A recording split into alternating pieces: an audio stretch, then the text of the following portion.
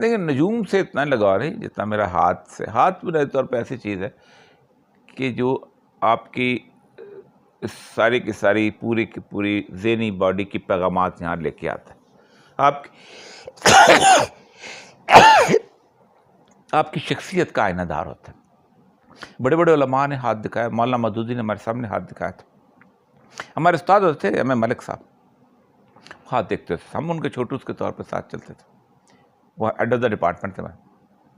وہ ایک کتاب ہے ہمیں پڑھنے کے لیے کہتے ہیں, scientific study of hand reading, Benham کی. وہ ہم نے بھی پڑھی, بڑی کمال کتاب. اس کے اندر اس نے ثابت کیا تھا کہ اس جو ہاتھ دیکھنا ہے اس کو ہم سائنسی طور پہ ثابت کر سکتے ہیں. مثلاً آپ پاگل خانے میں جاتے ہیں اور 5000 پاگلوں کے ہاتھ دیکھتے ہیں. اگر ان کے ہاتھ پہ سب کے ایک ہی طرح کی نشانیاں موجود ہیں تو ثابت ہو جائے گا کہ اس طرح کی نشانی والا بندہ پاگل ہوتا ہے. اس طرح آپ جو مختلف قسم کے امراض کا شکار ہیں یا کامیاب لوگوں کے 2 لاکھ کامیاب لوگوں کے ہاتھ دیکھتے ہیں تو آپ کو پتہ چل جائے گا کامیاب لوگ. پھر تمام تر امراض جو ہیں آج کل یہاں سے آپ کے ہاتھ سے, آپ کو پتہ ہے کہ سارے کے سارے ہاتھ سے, ناخنوں سے, اس سے پتہ چلتا ہے امراض. کیلشیم کی کمی کہاں ہے وہاں. پھر اس کے بعد ریفلیکسولوجی ایک بہت بڑی سائنس ہے کہ یہاں سے آپ دبائیں گے تو کون سے نرو کو ٹھیک ہوگا, تو یہاں سے دبائیں گے تو ایک تو یہ ہے کہ ایک سائنٹیفک قسم کا علم ہے کسی حد تک. آپ سر سارا دیکھ لیتے ہیں؟ ہاں بہت عرصہ دیکھا میں نے. اب تو خط چھوڑ چھاڑ دیا, 20-25 سال ہو گئے نہیں دیکھا, لیکن ایک زمانے میں بہت دیکھا تھا. ہاتھ سے سر آپ بہت لوگوں کو. اگر میں آپ کو اپنا ہاتھ دکھاؤں تو آپ بتا سکتے نہیں بہت عرصہ ہو گیا. میں کسی تازہ والے کو, یہ نیچے کتابیں کم 100-150 کتاب اسی پہ پڑھی ہوئی, تو بہت بہت دیکھا تو لوگوں کے ہاتھ دیکھتا بھی. دیکھیں مولانا مودودی کو جب ہاتھ دکھایا نا انہوں نے ایم ملک کو انہوں نے کہا کہ ایک اچھے فارمسٹ کو ہاتھ دکھانا ننگا کرنے کے مترادف. اور پھر انہوں نے کہا تھا کہ آپ یہ کہہ سکتے ہیں ایسا ممکن ہے, ایسا ہو سکتا ہے, لیکن ایسا ہوگا کہیں گے تو وہ شرک بن جاتا. نہیں بین وین کہہ نہیں تھا. اصل میں نا پتہ کیا مسئلہ ہے, میں سرکاری ملازم بننے سے بہت پہلے پورے پاکستان میں مشاعرے پڑھا کرتا تھا. میں شاعر تھا. شاعر تو میں 8ویں 9ویں سے شروع ہو گیا, اور میں جب 16 سال کا تھا تو میری پہلی جو غزل ہے وہ ایک اچھے اس میں میگزین میں چھپی تھی. تو میں یعنی اس وقت جب یونیورسٹی میں لیکچرر ہوا ہوں 1980 کے اندر, تو اس وقت میں مشاعرے پڑھتا تھا, اور 84 تک میں 5 سال میں لیکچرر رہا ہوں.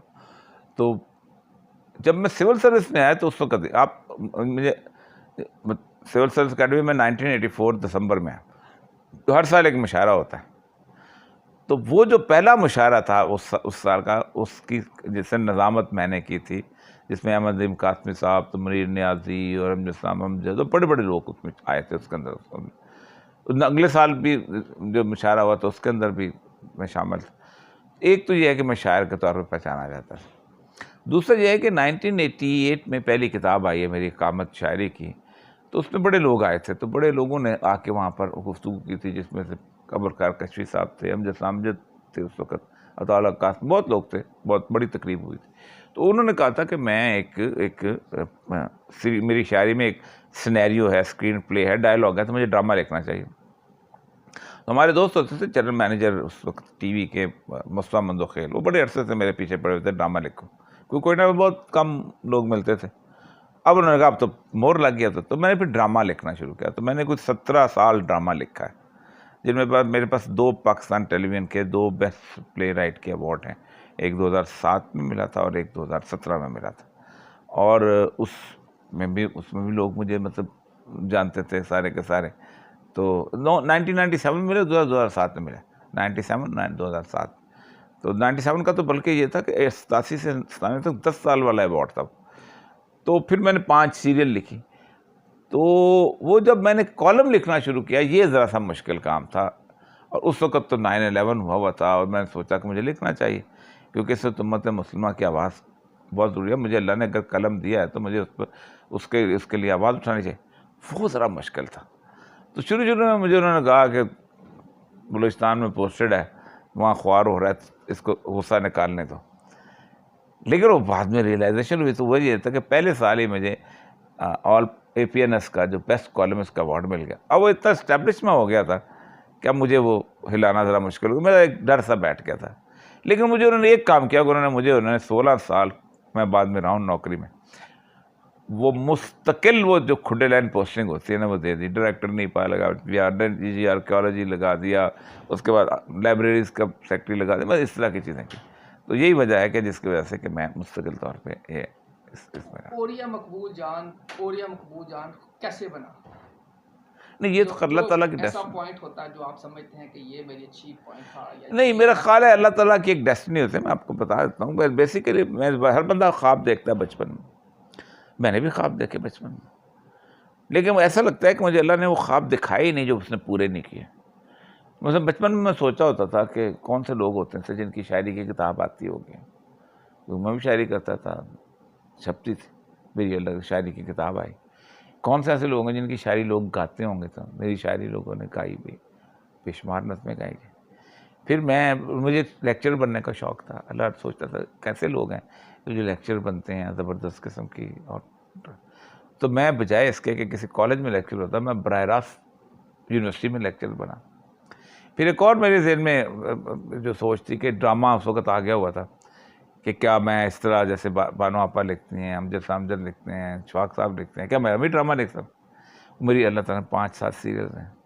ہم بچپن میں جایا کرتے تھے، ڈپٹی کمشنر کا گھر ہوتا تھا، اس کے اندر جھنڈا ہوتا تھا، دور سے دیکھتے تھے اندر کون رہتا ہوگا، کیسے لوگ، کیا میں رہ سکوں گا اس گھر کے اندر؟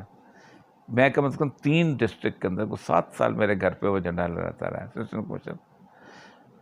تو مجھے بچپن میں اللہ نے خواب دکھائے نہیں ہیں کہ جو خواب اللہ نے پورے نہیں کیے. ایک شاید خواب ایسا ہے جو میں نے دیکھا، وہ دیکھتا رہا ہوں، ایک زمانے میں دیکھتا رہا ہوں، وہ شاید اللہ وقت آئے تو پورا کر دے، نہیں پورا کرے تب بھی کوئی افسوس نہیں ہے.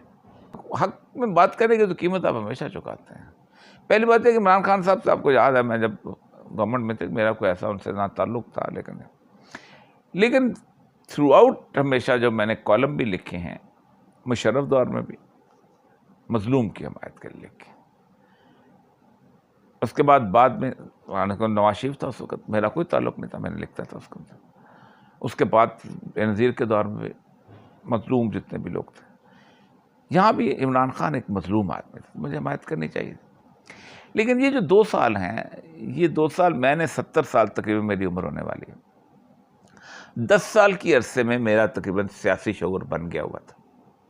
میں نے اس سے زیادہ تکلیف دہ اور ظالم سال نہیں دیکھے. آپ کی لائف کی اپنی لائف، میری اپنی لائف کے اندر نہیں دیکھے، اس سے برے سال نہیں دیکھے، دنیا کے لیے بھی اپنے لیے بھی.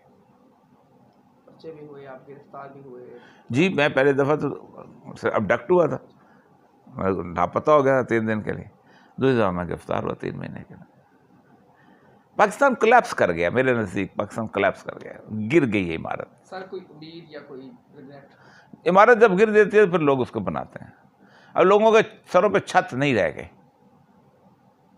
اب لوگ اس کو بنائیں گے انشاءاللہ.